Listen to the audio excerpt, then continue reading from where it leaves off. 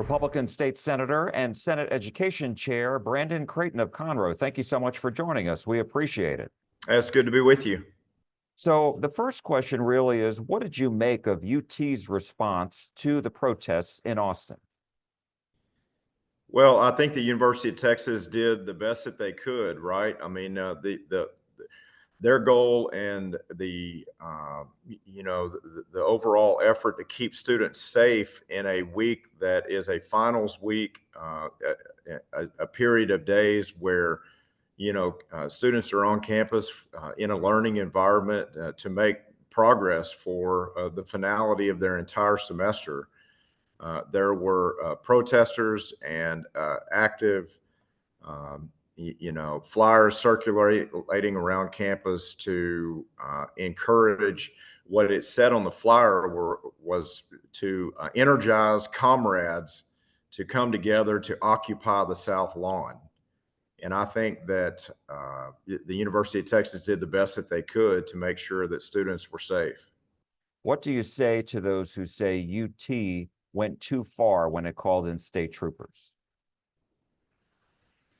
Well, I think there's always going to be those complaints, but at the end of the day, what goes too far is showing up to occupy university space for the purpose of calling out Jewish students and the Jewish community on campus and chanting anti-Israel chants throughout the protest.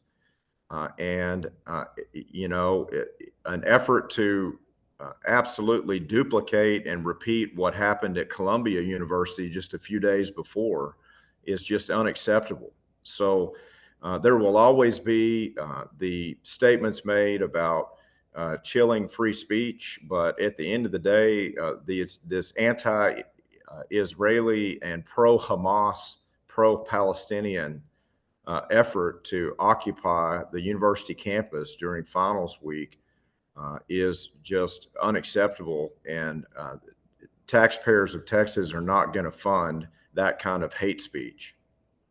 You posted a large thread on the platform X saying this is blatant anti-Semitism. Talk to me a little bit about that. Well, absolutely. Yes. I mean, I put that out on Twitter.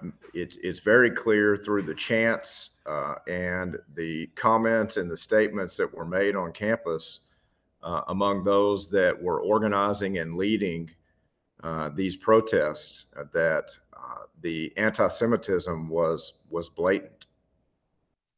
Regarding the faculty, some of them criticized UT's response. What's your message to the faculty?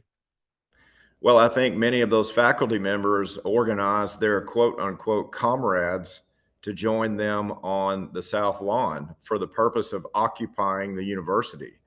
And the University of Texas, it was clear through their leadership's letters and correspondence to students and to the faculty that the University of Texas will not be occupied for the purposes of hate-filled speech by any uh, known or unknown organization, and they did the right thing.